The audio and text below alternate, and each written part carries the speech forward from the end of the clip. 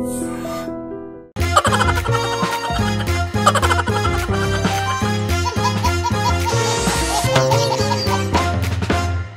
సుదర్శన్ గారు.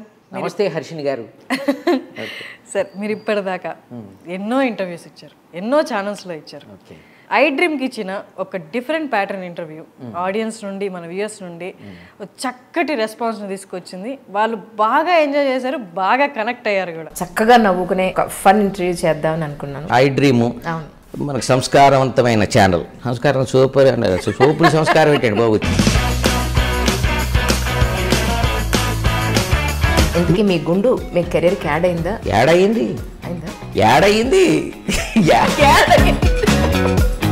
మీరు పోషించిన పాత్రలో ఏవి బరువైన పాత్రలో, ఏవి తేలికైన పాత్రలో అంటే ఏం చెప్తారు?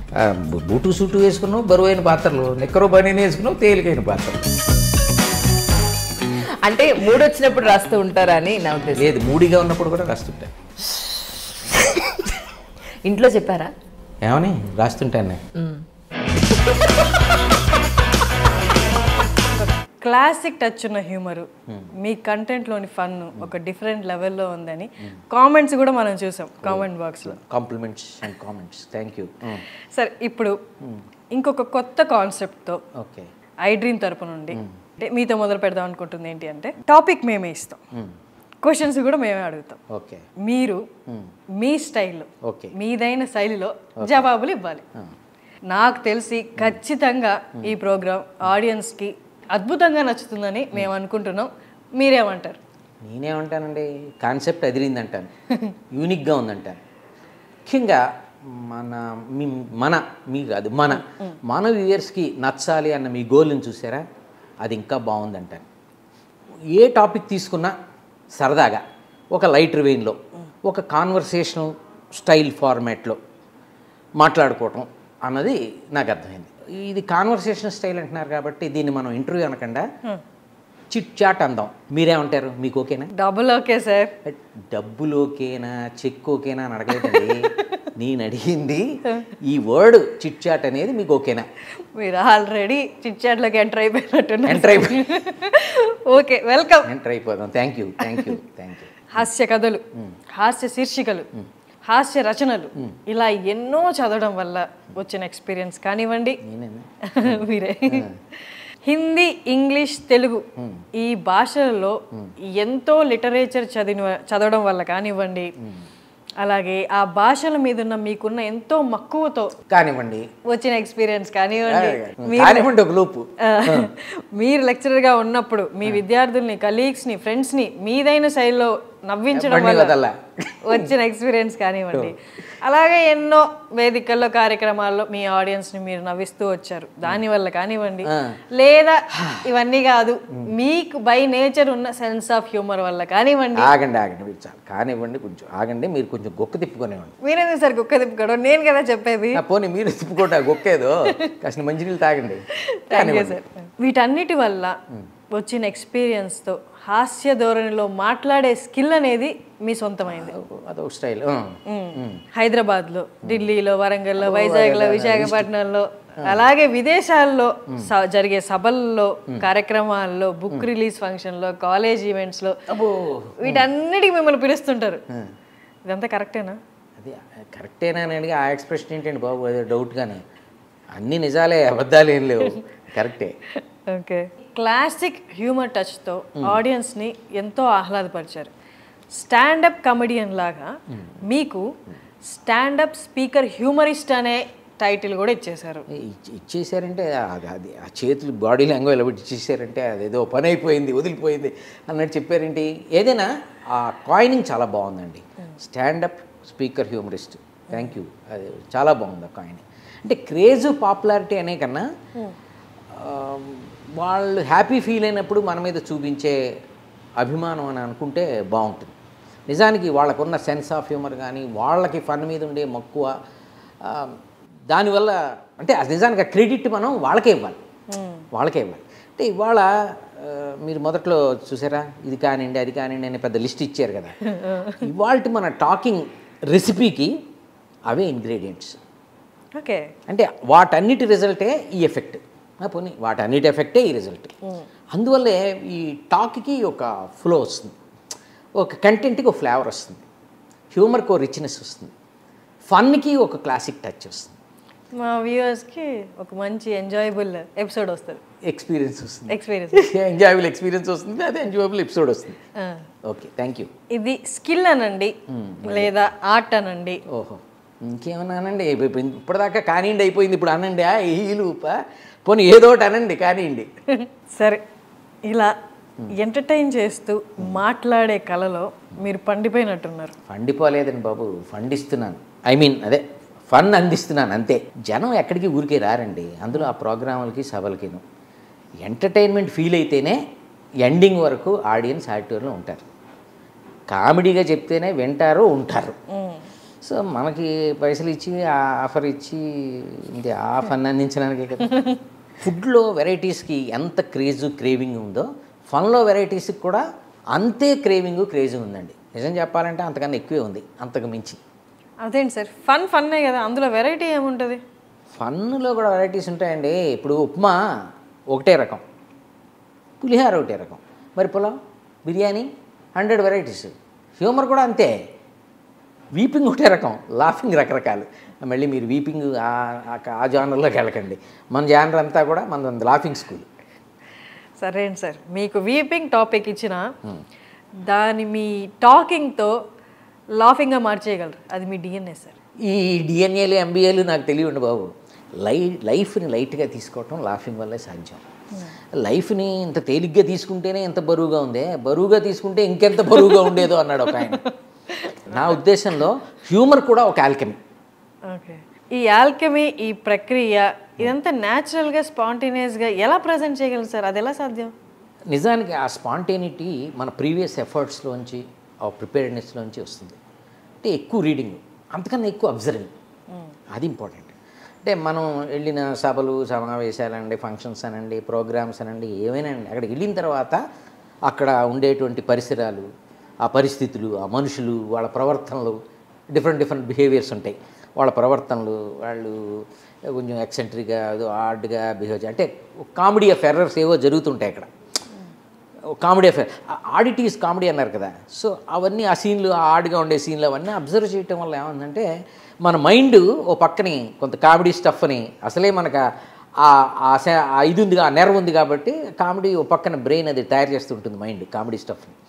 దీన్ని మిక్సీలో వేసి దానికి కొంచెం నేరేషన్, కొంచెం ఎగ్జాజరేషన్ కలిపి మిక్స్ చేసి ఒక రెసిపీ తయారు చేస్తే అప్పుడు ఆ హ్యూమర్కి ఆ టేస్ట్ ఫ్లేవర్ వస్తుంది. దాన్ని స్పాంటేనిటీ అని మనం అనుకుంటాం. స్టేజ్ మీద ఏ సందర్భంలో అయినా ఇంతగా నవ్వించే మీరు సినిమాల్లోకి వచ్చేసరికి ఎందుకని అంత నవ్వించలేకపోయారు? మీరెందుకు ఫీల్ అవుతున్నారు? ఇప్పుడు సభల్లో స్క్రిప్ట్ నా చేతుల్లో ఉంటుంది, ఐ మీన్ నా నోట్లో ఉంటుంది. అదే సినిమాల్లో స్క్రిప్ట్ రైటర్ గారి రాతల్లో ఉంటుంది, డైరెక్టర్ గారి చేతుల్లో ఉంటుంది, డైరెక్టర్ గారి తీతల్లో ఉంటుంది. ఇప్పుడు సభల్లో sky is the limit, I mean stage is the limit. అదే సినిమాల్లో అనుకోండి script is the limit. Sir, మన వాడుకలో మర్చిపోతున్న కొన్ని పదాలని మీరు వాడే పద్ధతి, కొన్ని పదాలని మీరు కాయిన్ చేసే స్టైలు మీకు భాష మీద ఎంత ప్రేమ ఉందో తెలుపుతుంది sir. Thank you very much. అలాగే పాత భాష అనుకునే వాళ్ళకి తెలుగులోని మాధుర్యం తెలుపుతూ మీరు మాట్లాడే స్టైల్ పట్ల మీరు తీసుకునే శ్రద్ధ కూడా చాలా బాగుంటుంది సార్. Thank you. అంటే ఏ భాష అయినా మనం ఆ రిచ్నెస్ని పోగొట్టుకోకూడదు. తెలుగు మరీ మధురమైన భాష. అంటే గ్రాంధికం కష్టం కావచ్చు, కానీ వాడుక భాష అద్భుతంగా ఉంది కదా. వాడుక భాషలో ఎన్నో పదాలు, ప్రాసలు, యాసలు, సామెతలు, నుడికారాలు, ఎన్ని సొగసులు ఎన్నున్నాయి. వీటిని మనం పోగొట్టుకోకూడదు. అది రిచ్నెస్ అంటే అదే, దాన్ని మనం పోగొట్టుకోకూడదు. యాక్చువల్గా నిజానికి చెప్పాలంటే ఈ ప్రింట్ అండ్ ప్రెస్, మన న్యూస్ పేపర్ మీడియా ఉంది కదా, వాళ్ళు చాలా బాగా దీన్ని ఒక రకంగా కాపాడుతున్నారు, పరిరక్షిస్తున్నారు. రెగ్యులర్గా పేపర్లు చదివే వాళ్ళందరికీ ఆ పదాలన్నీ ఆ ప్రజల నాలుకల మీద ఈరోజు ఉన్నాయంటే కారణం వాళ్ళు ఆ లాంగ్వేజ్ని అట్లాగా వాళ్ళు పరిరక్షించడం వల్లే. వాళ్ళు ఇప్పుడు స్పోర్ట్స్ లవర్స్ కోసం స్పోర్ట్స్ పేజ్ ఎట్లా ఉంటుందో అట్లాగే సాహిత్యం, కవిత్వంతో ఒక పేజీ పేపర్లో, న్యూస్ పేపర్లో మనం హ్యాట్స్ ఆఫ్ చెప్పాలి, వాళ్ళకి రుణపడి ఉండాలి. అసలు భాష పాతపడటం ఏంటండి?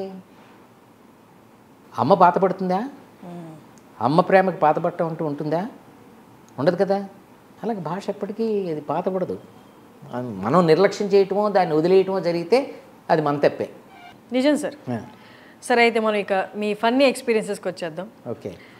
మీరు వెళ్ళే సభల్లో సందర్భాన్ని బట్టి ఆ కంటెంట్ని మీరు హ్యూమర్ యాడ్ చేసి మీ స్పీచ్లో ప్రజెంట్ చేయడం అప్పటికప్పుడు జరుగుతుంది కదా సార్ అది. కానీ అక్కడికక్కడ మీరు అబ్జర్వ్ చేసి అప్పటికప్పుడు సిచ్యువేషన్స్ని తీసుకొని అబ్జర్వ్ చేసి దానికి హ్యూమర్ యాడ్ చేసి ప్రజెంట్ చేయడం అనేది ఈ నెక్స్ట్ లెవెల్ కదా సార్. ఒక్కసారి ఆ ఎక్స్పీరియన్స్ గురించి మాట్లాడుకుందామా సార్?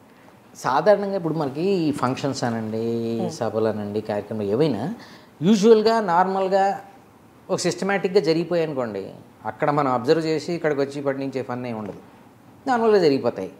ముఖ్యంగా అంటే ఇలాంటి కంగాళీ సభలను మనం బసలు అనొచ్చు. బస ఏంటి సార్? అడిగారు కదా. ఇప్పుడు సభ తిరగేస్తే బస, సభ అస్తవ్యస్తమై సభ కంగాళిగా ఉంటుంది, దాన్ని తిరిగేసి బస. నేను ఎక్కడికి వెళ్ళి వచ్చానంటే బస్కి వెళ్ళి వచ్చానని చెప్పచ్చు. బస్సు అనుకుంటాడు, బస్సు కాదురా బస. అంటే బాపు గారి కార్టూన్ ఒకటి ఉంది థియేటర్లో. కార్టూన్ ఏం గీసింది ఏంటంటే, థియేటర్లో జనం కూర్చుని చూస్తూ ఉంటారు, సినిమా చూస్తూ ఉంటారు. సినిమా అయిపోయిన తర్వాత చివరిలో ఏమొస్తుంది, టైటిల్ కార్డ్ ఏమొస్తుంది, శుభం అని వస్తుంది. అక్కడ కార్డు ఏమిటి బస్సుం అని పడింది స్క్రీన్ మీద.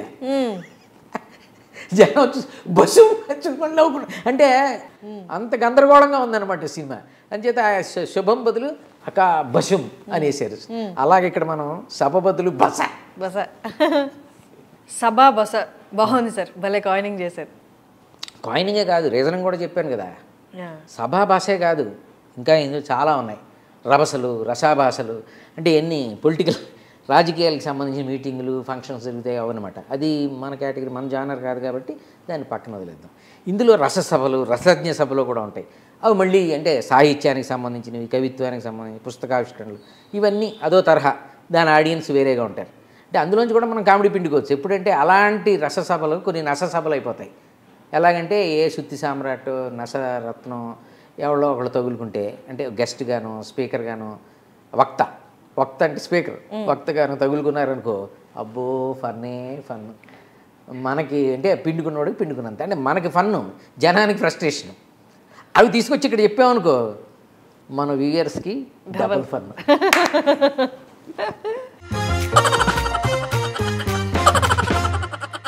సార్, అయితే ఇప్పుడు అలాంటి ఒక సన్మాన సభ, అదే మీ భాషలో బస చెప్తారా ఒకటి? ఇప్పుడు చెప్పాం కదా, కామెడీ అంతా ఈ రకరకాల సభల్లోనే పుడుతుంది. జనరల్గా రెగ్యులర్గా ఉండే సభల్లో, నార్మల్గా జరిగిపోయే సభల్లో, ఓ సిస్టమేటిక్గా జరిగిపోయే సభల్లో కామెడీ ఉండదు. ఇలాంటి బసల్లోనే కదా కామెడీ అంతా.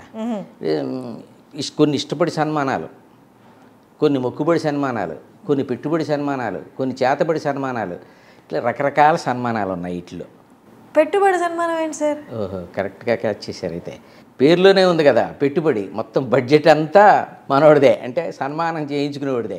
మొత్తం ఖర్చు అంతా పెట్టుకుని సన్మానం చేయించుకుంటాడు. దురదల్లో ఇదో వెరైటీ, ఎవడి దురద అడిగి సరదా. చెప్పండి సార్ దాని గురించి. అబ్బా మనం చూనే పేరు బాగా. వీళ్ళు మామూలుగా చెప్పాను కదా, మొత్తం ఎక్స్పెండిచర్ మనోడే పెట్టుకుని సన్మానం చేయించుకోవడానికి రేపు వచ్చేస్తాడు. వాళ్ళ ఆర్గనైజర్లు ఇచ్చిన బడ్జెట్లో వాళ్ళు చేయాలి. మనోడు ఎంత ఇచ్చాడో అందులోనే అన్నీ ఎంత ఎక్కడెక్కడ కట్ చేసుకుంటే మళ్ళీ ఆడికి మిగిలాలి కదా చేసేవాడికి. ఇవన్నీ బాగా ఒకప్పుడు జరిగేవి, ఇప్పుడు తగ్గిపోయేవి ఇవన్నీ. కానీ ఇప్పుడంతా కొంచెం సిస్టమేటిక్ జరుగుతాయి. ఒకప్పుడు మాత్రం ఇవన్నీ చాలా, ఇప్పుడు ఎక్కడైనా అప్పుడప్పుడు మనకు తగులుతుంటాయి. దాన్నే కదా మనం లాక్కొచ్చి ఇక్కడ. సో అది స్టేజ్ మీదకి వచ్చిన తర్వాత అక్కడ 3 కుర్చీలు స్టేజ్ మీద, 5గురిని పైకి పిలిచేస్తారు. కుర్చీలు ఉండేవాడు ఎత్తుక్కుంటూ ఉంటాడు ఎక్కడ కూర్చోవాలని, ఈ పక్క ఆ పక్కన. ఈ లోపల కింద 3 కుర్చీలకి 5 మందిని పిలుస్తారు. 5 మందిని పైకి పిలిచే ఉత్సాహం అక్కడ. ఆర్గనైజర్ అప్లికేషను ఏవో ఉంటాయి అనమాట. నెక్స్ట్ సన్మానానికి వీడిని ఫిక్స్ చేద్దామనో ఏదో లెక్కలు ఉంటాయి. అక్కడ చూసి జనంలో ఇంకొద్దని పిలిచే 5 కుర్చీలు ఏమో ఎత్తుకున్నాయి. మొత్తం మీద ఏవో పట్టుకొచ్చి 2 కుర్చీలు వేస్తారు.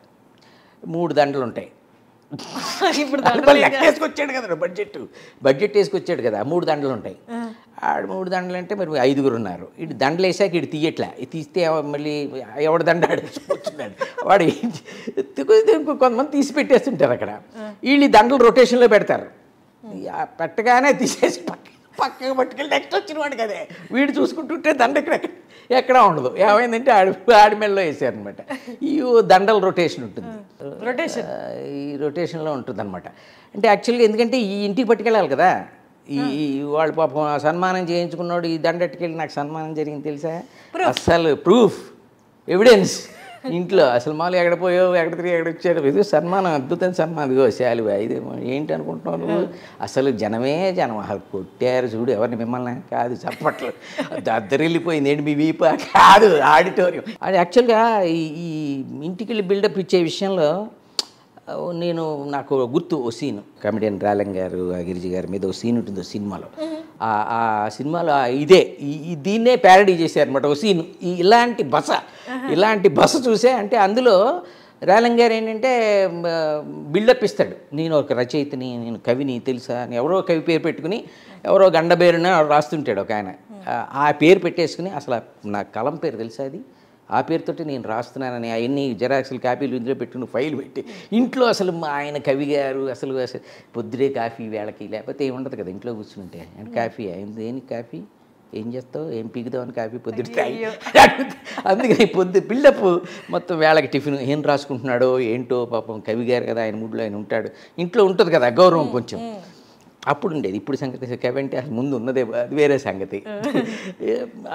ఇంటికి వచ్చిన తర్వాత అసలు బిల్డప్ మామూలుగా సన్మానానికి వెళ్తున్నాను, నేనే గండబేరు వాళ్ళు సన్మానం అంటే అది పేపర్లో పడిందండి, గండబేరు మీకే కదా, నాకే సన్మానం, గండబేరు కవి గారి సన్మానం అంటే మరి మీరే గండబేరు మరి మీకే కదా, నాకే సన్మానం, వాళ్ళకి సాయంత్రం కదా వెళ్తున్నా అని చెప్పి మొత్తం కండు వేసి పంచి కట్టి అంత మొత్తం అసలు ఆరతి ఇచ్చి పంపిస్తుంది ఆవిడ గిరి గారు సన్మానానికి.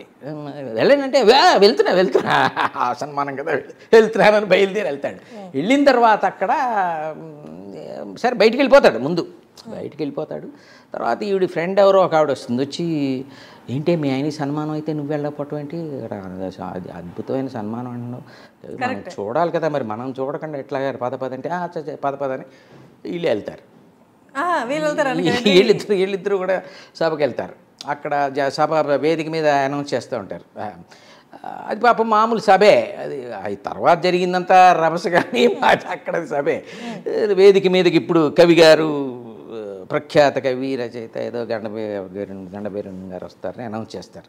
ఈ ఫ్రెండ్ అడుగుతుంటుంది, మీ ఆయన ఏంటి కనపట్లేదు, రావాలి కదా వేదిక మీద, వస్తాడే మామూలు ఎంట్రీ ఉండదు, అస్సలు మామూలుగా కాదు, ఏంటి అనుకున్నావు, ఇస్తాడు చూడు ఎపీరియన్స్ అని అనేటప్పటికి టక్కన చూసేటప్పటికి వేరెవరో వచ్చారు. వారి గండబేరు గారికి స్వాగతం అనగానే ఆయన ఎవడో వచ్చాడు, సన్నగా ఒక ఆయన వస్తాడు. వీళ్ళిద్దరూ చూసి ఈ గండబేరు అంటే దేంటి మీ ఆయన కాకుండా ఈయన ఎవరో వచ్చాడు అంటే అయిపోయింది అన్న మాట. అయితే వీడిని మనకి మొత్తం కొట్టాడు, గ్యాస్ కప్పాలి, వీడికి మొత్తం బిల్డప్ ఇచ్చాడు అనమాట. అసలు ఇదంతా సరే చెప్తా అన్నాడు, పోదాం అని చెప్పి ఇద్దరు లేచి ఇంటికి వెళ్ళిపోతాడు. కామ్గా ఇంట్లో ఉంటారు. మనోడు ఇంటికి వస్తాడు. ఇంటికి వచ్చేటప్పటికి నా ఇంటికి రావడం అంటే వస్తూ దారిలో దండ కొనుక్కుని, అయ్యో అంటే తర్వాత జరిగేదంతా బస అని చెప్పాను కదా, ఓ దండ ఒకటి కొనుక్కుని ఈ ఫైల్ చేత్తో పట్టుకుని దండ కొనుక్కు, ఆ దండ ఇంటికి వచ్చే ముందు కొద్ది ఇన్ని పూలన్నీ తెంపేసి పైన కొన్ని వేసేసుకుని, అంటే న్యాచురల్గా ఉండేలాగా, అంటే అన్నీ వేసినప్పుడు ఉండవు కదా చివరిదాకా, కొన్ని పూలు రాలిపోతాయి కదా, పోయి వాళ్ళు సన్మానం చేసినప్పుడు ఏదో పూలు అవి జల్లుతారు కదా, న్యాచురల్గా అవన్నీ మేకప్ చేసుకుని అన్నీ అనమాట రెడీగా ఆహార్యంతో లోపలికి వస్తాడు. ఆయన నడకుంటుంది కదా, నడుచుకుంటూ లోపలికి వచ్చేటండి, ఏమండి సన్మానం బాగా జరిగిందా అంటే, ఓ అద్భుతం, అదిరిపోయింది, మామూలుగా కాదు, ఇదాగని చెప్పినట్టుగానే అసలు మామూలుగా ఉన్నారు జనం, కిటకిటలాడిపోయారు, మొత్తం హాల్ అంతా కిటకిటలాడిపోయారు. చప్పట్లు బాగా కొట్టారా, అబ్బో అదిరిపోయింది, మామూలుగా కొట్టలేదు, చప్పట్లు చెప్పేస్తాడు. తర్వాత మరి మీకు ఏంటి ఒకటే దండ వేశారు, దండలు 300 దండలు వేశారు, అసలు లారీ పట్టం అవన్నీ తేవాలంటే 3 లారీలు కావాలి, ఆ దండలన్నీ ఎవరు తీసుకొస్తారు పిచ్చి ముఖం, అవన్నీ అక్కడే వదిలేసి శాంపిల్గా జస్ట్ స్పెసిమెన్ ఓ శాంపిల్గా ఒకటి తీసుకొచ్చానంటాడు. మరి ఏమంటే ఫోటోలు ఏమన్నా తీయించుకున్నారు, చిచి లోకుగా ఉంటుంది ఫోటోలు అని అడిగితే వాళ్ళే పంపిస్తారు, అలా పేపర్లో పడుతుందిగా, కట్ చేసి పెట్టుకుంది కానీ అవన్నీ కట్ చేసి పెట్టుకుని ఇక మామూలు బిల్డప్ రెచ్చిపోతుంటాడు. ఏమండి మీ గురించి ఎవరైనా అబ్బో అసలు వక్తలు మాట్లాడారు, గెస్టులు నా గురించి మాట్లాడారు, గండభైరుండం గారు మామూలు కవి కాదు, ఆయన భాషామ తల్లికి చేసిన సేవ అసలు మనం మర్చిపోలేని సేవ చేశారు, వారు మన భాషామ తల్లికి గండపిండేరం లాంటి వారు అని ఏదో అంటే యాక్చువల్ సీన్ అది నేను ఓన్ చేసుకుని చెప్తున్నా, యాజ్ ఇట్ ఈస్ డైలాగ్స్ చెప్పట్లేదు. నన్ను అసలు పొగడొద్దు అని ఒక్కొక్కళ్ళని కట్ చేసుకుంటూ వచ్చాను. ఒక్కొక్కళ్ళు పొగడతలు ఇలాగ బిల్డప్ ఇస్తాడు. పొగడతలా ఈ దండ ఎక్కడ కొన్నారు? దండ కొంటమా? ఎక్కడ కొన్నాను? ఎవరు కొన్నారు? నేను చూశాను. ఎవరు చూశారు? ఎవరు వచ్చారు? ఎందుకు వచ్చారు?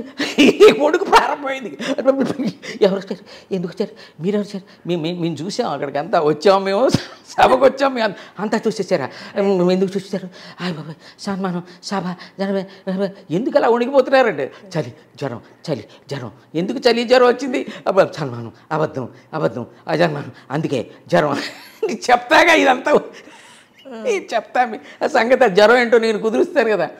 ఇట్లా ఉంటుంది సీన్. సరే ఇక అయిన తర్వాత మనోడు ఈ సన్మానానికి వద్దాం.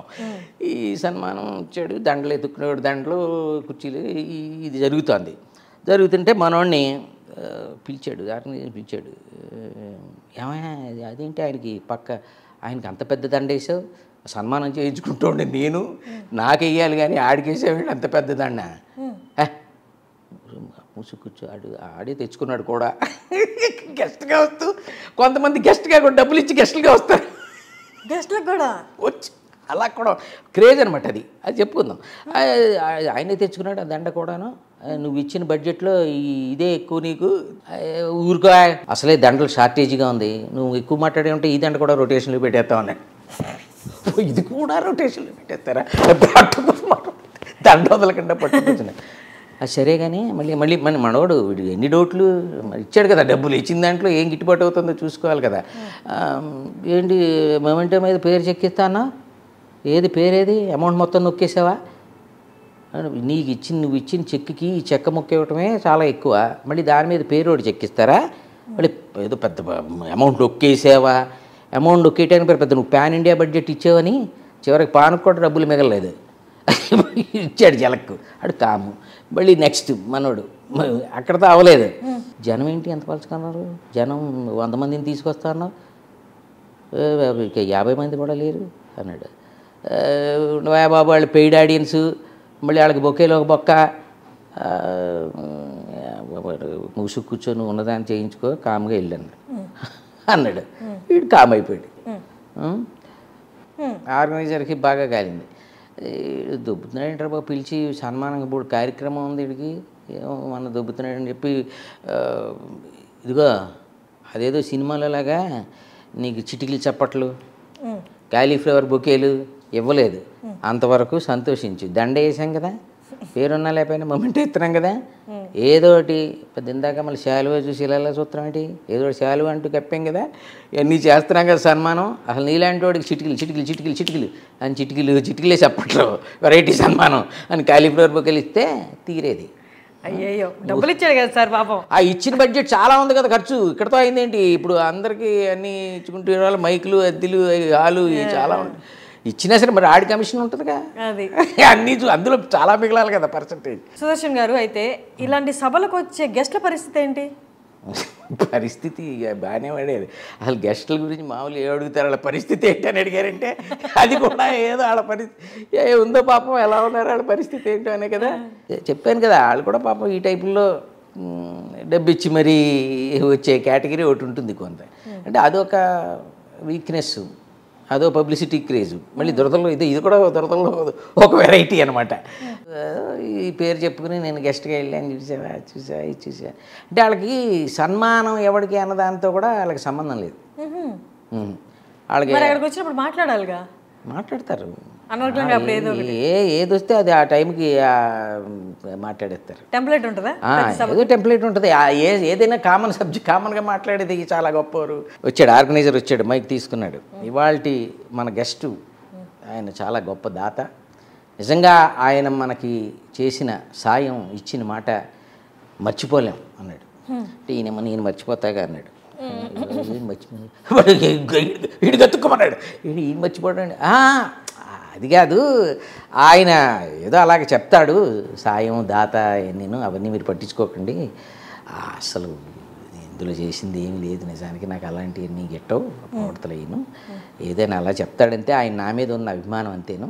మనోడు ఇలా చెప్పే కొద్దీ సాయం అభిమానం అంటాడు, దాత కాదంటాడు, ఈ చెక్కు పరిస్థితి ఏంటి, ఇస్తానని చెక్ ఇస్తాడా ఇవిడ, లేకపోతే తిప్పిస్తాడా, అలా చెక్ ఇచ్చే బదులు హ్యాండ్ ఇస్తాడా, మనోడికి ఇక్కడ టెన్షన్ ప్రారంభమైంది.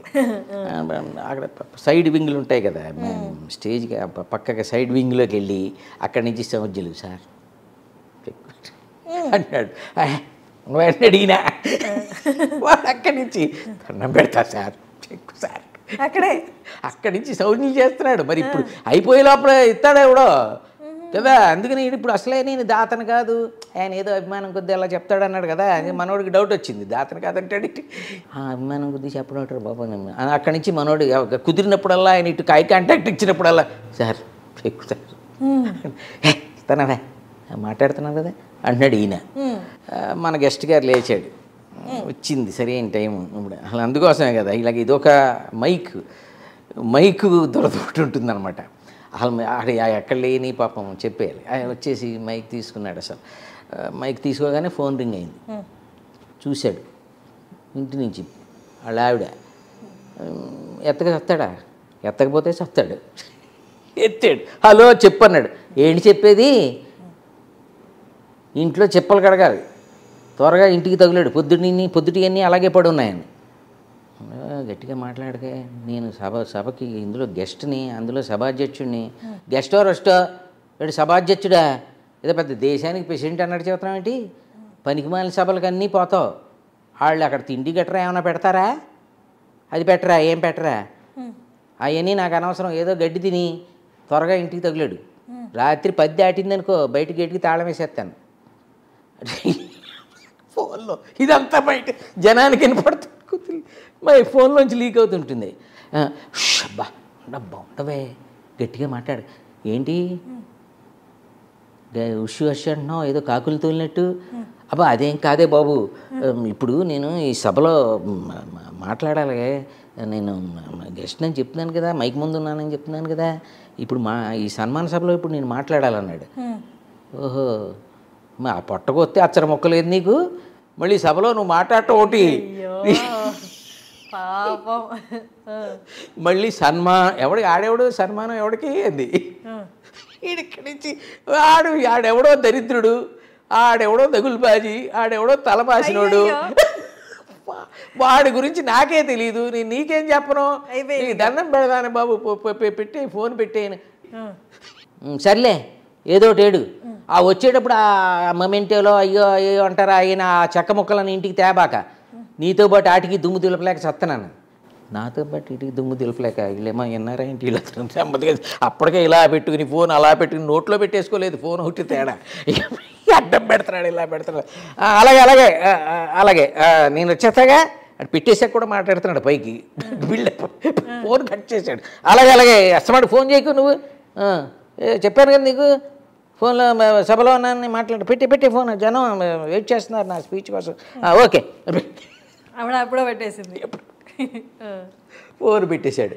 సుదర్శన్ గారు అయితే ఇందాక ఒకటి చెప్పారు చూడండి, ఏంటది, ఆర్గనైజర్ స్టేజ్ పక్కకి వెళ్ళి గెస్ట్ని సార్ చెక్కు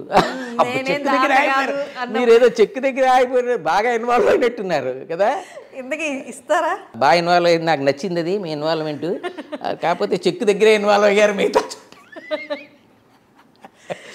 అంటే యాక్చువల్గా గెస్ట్ గాడి వాటను చూసిన తర్వాత మీకు డౌట్ వచ్చినట్టుంది, ఇది ఇస్తారా ఇవ్వడా అని.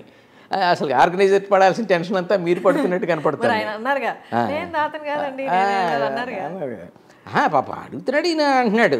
సరే మొత్తానికి చెక్కు ఇచ్చాడు. కాకపోతే ఈయన ఏంటంటే మీరు కొన్నాళ్ళు తిరిగిన తర్వాత ఇంటికి వెళ్ళిన తర్వాత చెక్ ఇచ్చాడు, దాని మీద సంతకం లేదు. అదే అది కాదు, సంతకం ఎదురుకుండా ఇచ్చాడు, సంతకం లేకుండా ఇచ్చాడు, చేతికి ఇచ్చాడు, సంతకం లేకుండా ఇచ్చాడు. మీలాగే ఆశ్చర్యపోయి ఇదేంటిది సంతకం లేకుండా ఇచ్చారేంటి, ఎలా చెల్లుతుంది అన్నాడు. నీకు అర్థం కావట్లే, నా పేరు నలుగురికి తెలియటం ఇష్టం లేదయ్యా, నేను చెక్కులన్నీ గుప్తదానాలు అవన్నీ ఎవరికి తెలిసేలే దానాలు చేయను, నా పేరు తెలిసిపోతే సంతకం పెడితే అది గుప్తదానం చెక్కిది పట్టుకెళ్ళి అన్నాడంట. ఈ గుప్తదానాల చెక్కులు కొన్ని వారు గుప్తదాత వారెవ్వరికి వారు దానాలు ఇస్తున్నట్టు మూడో కంటికి తెలియకూడదు, అసలు అట్లా దానాలు చేస్తారంటాడు. ఇలాగే ఆ చెక్క తీసుకుని గుప్తదానం చెక్క, ఇదేం చెక్కరా బాబు దీనికి ఈ పేరెట్టి వాడు షాక్ వచ్చి చూసి. సార్ మీరు కూడా ఈ సభలకి గెస్ట్గా వెళ్తారు కదా, అది ఎక్స్ప్రెషన్ మీరు అడిగిన క్వశ్చన్ ఓకే, బట్ ఎక్స్ప్రెషన్ కొంచెం ఏదో తేడాగా ఉంది. అంటే దయచేసి ఆ కేటగిరీలో నన్ను కలపక తల్లి. అలాగా సార్, మిమ్మల్ని ఆ కేటగిరీలో ఎందుకు వెళ్తారు? మీరు వెళ్ళేది సెలబ్రిటీ గెస్ట్ స్పీకర్గా, అబ్బో వాళ్ళేమో డబ్బులు ఇచ్చి అలాంటి సభలకు గెస్ట్గా వెళ్తారు. కానీ మీకు వచ్చేసరికి మీకే డబ్బులు ఇచ్చి మిమ్మల్ని గెస్ట్గా పిలుచుకుంటారు. మిమ్మల్ని ఎందుకు కలుపుతాను సార్? అది గట్టిగా చెప్పండి, రేపు పొద్దున మళ్ళీ పిలిచి. ఓకే, థ్యాంక్ యూ చూస్తుంటారు సార్, కలపనందుకు థ్యాంక్ యూ వెరీ మచ్.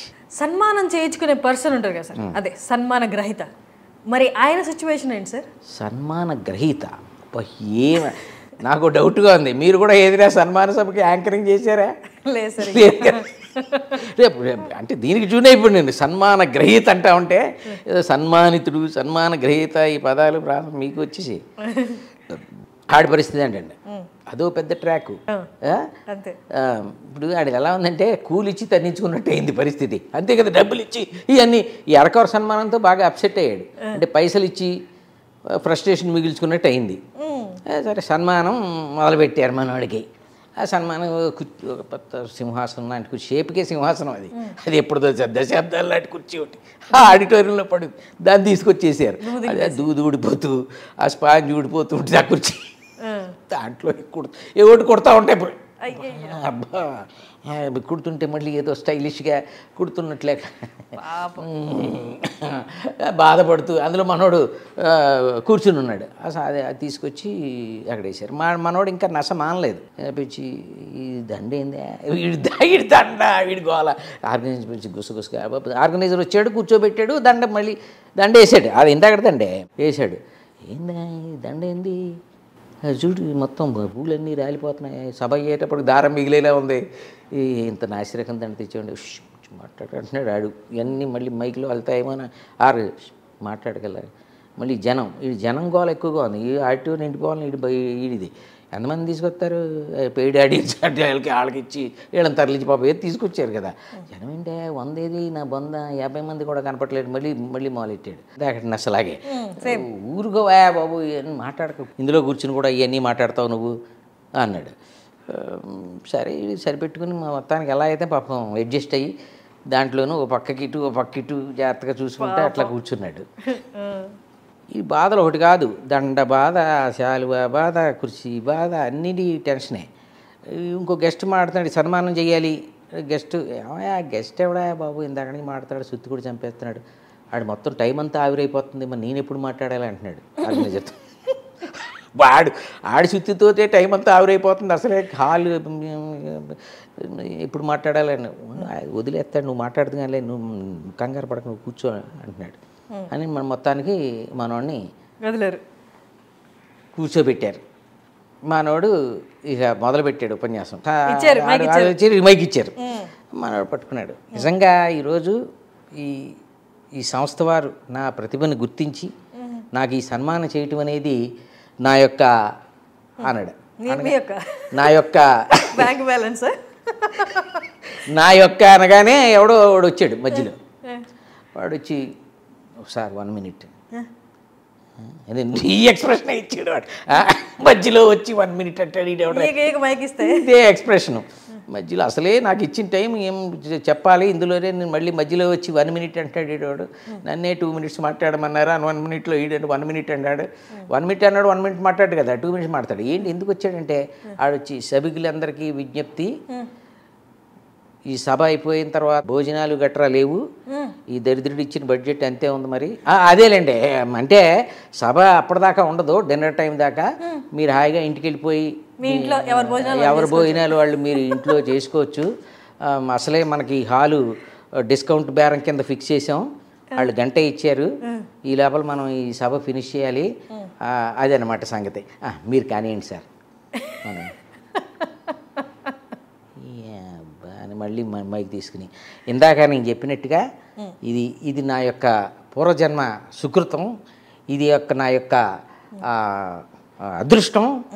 మరి ఎంతటి ప్రతిభను గుర్తించడం అంటే వాళ్ళకెంత ప్రతిభ ఉండాలి అని చెప్పేసి నేను ఈ సభాముఖంగా, సార్ 1 minute అయిపోయింది. ఇంకోడు వచ్చాడు, సార్ 1 minute అంటాడు.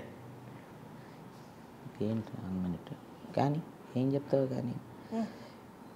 ఇప్పుడు వేదిక మీద ఉన్న అందరికీ విజ్ఞప్తి, వారికి మనం చేసేది ఏంటంటే ఆ మొమెంటోలు అవి పట్టుకుపోకండి కూడాని, అవి ఇక్కడే వదిలేయండి. ఎందుకంటే అవన్నీ షాపు నుంచి తెచ్చాం, వాళ్ళకి వెనక్కి ఇచ్చేయాలి. అదేలేండి, అదే అంటే వాటి మీద మీ పేర్లు అవి రాయించి మీకు ఇంటికి పంపిస్తాం.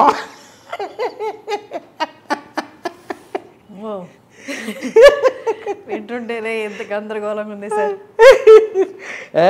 అవన్నీ పైకి అనేసి అవన్నీ షాప్ నుంచి అద్దెకి తెచ్చి వెనక్కి ఇచ్చేలా, అదే మీకు వాటి మీద పేర్లు ఈ రాయించి మీ పేర్లు మీ ఇంటికి పంపిస్తాం అంచేత అవన్నీ పట్టుకుపోకుండా ఇక్కడే వదిలేయండి. వీడు ఇంకా ఏడుపు, పాపం, విసుగు, ఫ్రస్ట్రేషను అన్నీ మనోడికి వస్తున్నాయి. ఆ రకంగా ఇవాళ జరుగుతున్నటువంటి సన్మాన సభలో చాలా అదృష్టం. ఇటువంటి ఆర్గనైజరు అద్భుతం. అంతే ఈ జరుగుతున్న ఈ సభకి sir 1 minute already sir car number 6402 parking అలాంటి వాళ్ళు ఎక్కువ మధ్యలో వచ్చి, సార్ ఎవరో గెస్ట్ వచ్చారు సార్, కార్ పార్కింగ్ చేశారు సార్. కార్ నెంబర్ 6402 ఎవరు సార్ అడ్డంగా పార్క్ చేశారు. మనకి ఎక్స్పీరియన్స్ బాగానే ఉంది. అయితే నేనేమి మరీ కొత్త టాపిక్ ఏం చెప్ప, కాస్త ఎక్స్పీరియన్స్లు కనెక్ట్ అయ్యటానికి ఐడెంటిటీ ఉన్నాయో చెప్తున్నాను. అడ్వర్టైజ్మెంట్స్ మధ్యలో సీరియల్, కమర్షియల్ అడ్వర్టైజ్మెంట్స్ మధ్యలో సీరియల్. దరిద్రులేరా వీడి ఇంకా ఫ్రస్ట్రేషన్ పీక్స్లోకి వెళ్ళిపోయింది. ఇంకా తట్టుకోలేకపోయాడు అనమాట. లేచి దండ మొత్తం పీకి ఒక్కొక్కటే నాకు సన్మానం మొత్తం అన్ని దండలు పీకేసి దరిద్రులారా, అదే కదా కూలిచ్చి తగ్గించు. ఆడెవడో దరిద్రుడు వస్తాడు, వాడేమో మైకులో ఆడెవడో దరిద్రుడు, ఆడెవడో నికృష్టుడు, ఆడు నాకే తెలియదు నీకేం తెలుసు అంటాడు మైకులు. ఆడెవడో వచ్చి వీళ్ళు వచ్చేమో భోజనాలు లేవు అని ఇంకోడు అంటాడు, ఇంకోడు విజ్ఞప్తి అంటాడు, ఇంకోడు గమనిక అంటాడు, ఇంకోడు హెచ్చరిక అంటాడు, ఇంకోటి మొమెంటోలు పట్టుకుపోద్ది అంటాడు. దరిద్రులారా, వాతావరణ శాఖ కూడా వచ్చేయాలి, ఇంకో గంటలో వర్షం పడుతుంది. దరిద్రులారా, నాకు ఈ దండొద్దు, నాకు ఈ దారం వద్దు, ఈ సన్మానం వద్దు, ఈ శాలు వద్దు, నెత్తి మీద పెట్టి మీ నెత్తిని మీరే కొట్టుకోండి దిగెళ్ళి. ఇది సింపుల్ గా బస కాదు సార్, రభస రభస. కరెక్ట్. అంటే ఇప్పుడు ఆ సీన్కి ఏం చేశానంటే క్లైమాక్స్ కొంచెం ఎగ్జారేట్ చేస్తే మీ ఎక్స్పెక్టేషన్ రీచ్ అవ్వచ్చని రీచ్ అయిపోయినట్టు.